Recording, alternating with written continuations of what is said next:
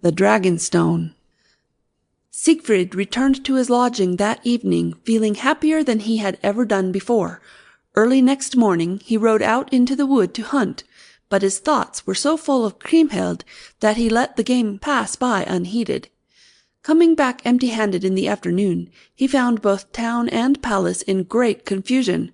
Warriors and citizens were shouting and crowding in every open place. Queen Ute was weeping and wringing her hands. Siegfried heard broken fragments of conversation, but no one answered his questions. At length he entered the great hall, where he found Hagen, and asked him the meaning of the disturbance, and whether some dreadful thing had happened. "That it has," replied Hagen. "It could not be worse, but what is to be must be, and as men said in the olden time, what the Norns have ordained must needs be best. Hearken, Siegfried. When we were in the tilt-yard this morning, we were startled by hearing a rushing noise in the air, and the brightness of the sun was darkened as if the wolf-skjöld were devouring it. The thing of terror that approached was a flying dragon, of shape so monstrous that there is none like it in all the realm of Hela. As it flew over our heads, we flung spears at it, but they bounced off its horny skin like reeds. Next moment we heard a cry, and saw that the monster had caught up sweet Cremehild from her seat in the garden, and was bearing her off through the air so rapidly that both were soon out of sight." "And none of you went in pursuit?" shouted the Nibelung hero. "Cowards that you are!" "Are you mad?" asked Hagen, unmoved. "Are you a bird, that you can fly through wind and cloud?" "I shall seek out the monster," said Siegfried quietly. "If I have to wander through the whole world and Hela's realm itself, I shall find the maiden, or my death." He hastened away, mounted his horse, and rode by unknown paths, leading he knew not whither. A ferryman set him across the Rhine, and then he wandered about among the bare mountains, but found no trace of the dragon's abode. At length he reached a dark and trackless pine forest. The boughs of the trees hung so low that he had to dismount, and lead his horse by the bridle. As night came on, he threw himself under a tree, utterly exhausted, leaving his steed to graze at will. At midnight he heard the tramp of a horse's hoofs, and looking up saw a faint red light approaching. The rider was a little dwarf. On his head was a golden crown, the point of which was formed of a shining carbuncle. The hero asked the dwarf to show him the way out of the forest, and the little creature answered that he was glad they had met, for no one knew the forest better than he, adding that he was the dwarf king Ugal, who lived in the mountains hard by with his brothers and thousands more of their race. "As for you," he continued, "I know that you are Siegfried of the Netherlands. I have often seen you when I have been going about the world with my cap of darkness on. You could never have got out of the wild wood without my help, but would infallibly have found your grave at the Dragonstone, where the terrible giant Couperin and the great dragon have taken up their abode." On hearing this, Siegfried shouted aloud for joy, and promised the dwarf a rich reward, even to the whole Nibelung horde, if he would lead him to the Dragonstone. This Ugal refused to do, fearing for the hero's life, but when Siegfried threatened to slay him, and at the same time seized him by the waist and shook him till his crown fell off, he promised to obey. He replaced his crown, and rode on first through the dark forest.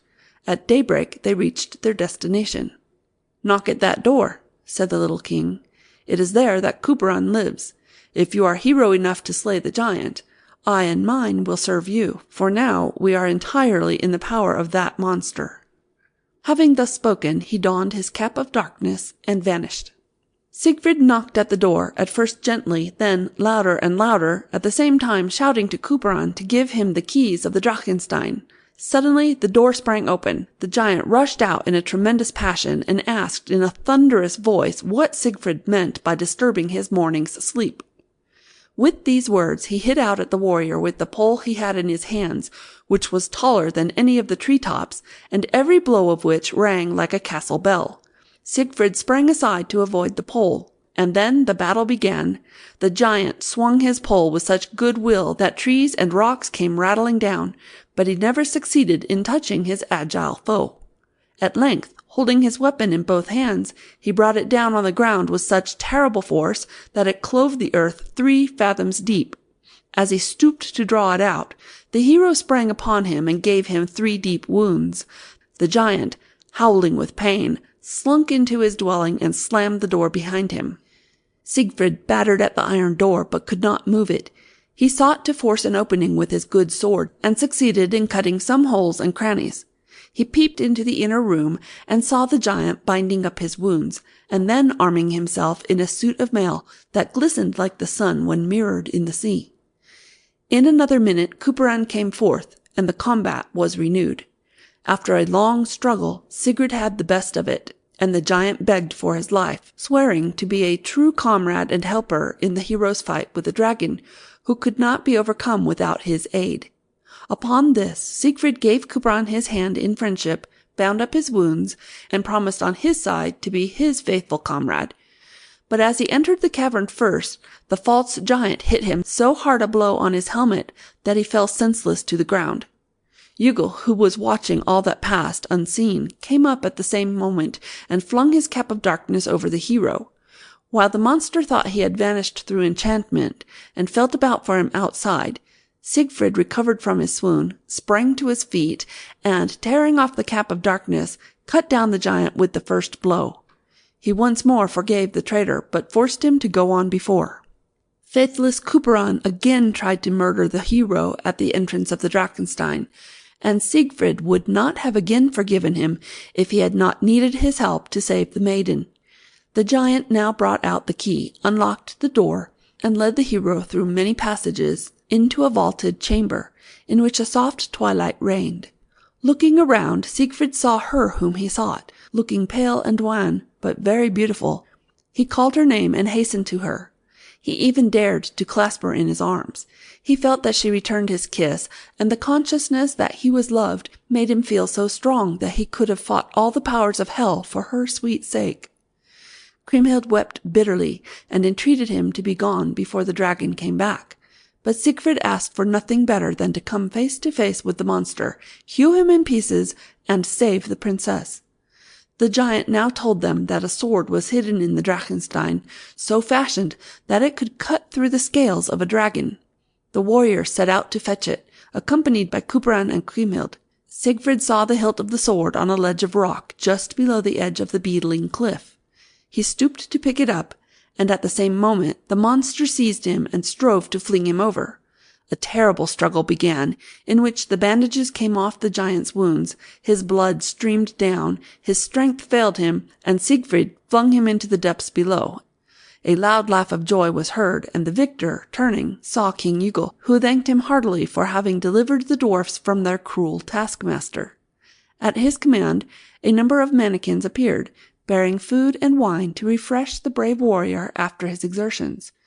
He was much in need of food, for he had not tasted a mouthful for 2 days. The dishes Cremehild placed before him, and the wine she gave him, tasted better than anything he had ever eaten or drunk before. All at once, a rushing sound was heard in the air, and a howl of rage so terrible that all the dwarfs hid themselves in any crannies of the rock that they could find, and the hero and maiden were startled out of their momentary feeling of security. Cremehild entreated, prayed her lover to conceal himself, but he was a stranger to fear, and refused to fly. The monster approached like a storm cloud, preceded by flames of fire. It came nearer and nearer, dark, mysterious, gruesome. The mountain trembled, and the little dwarfs, hiding in the fissures of the rock, feared to be crushed to death. At Siegfried's request, Cremehild withdrew into the vaulted chamber. And now the dragon fell upon the hero, tore away his shield with its claws, and tried to seize him in its great teeth. The warrior knew how to act. He sprang aside until the fiery breath that issued from the dragon's yawning jaws had cooled. Then he renewed his attack, now on the right, now on the left of the monster, taking care to avoid its claws. All at once he felt himself encircled by the dragon's tail.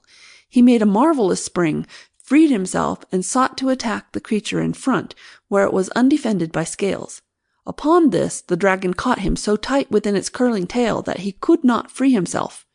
In sore distress, he seized his good sword Balmung in both hands, and gave so hard a blow that the rocks trembled.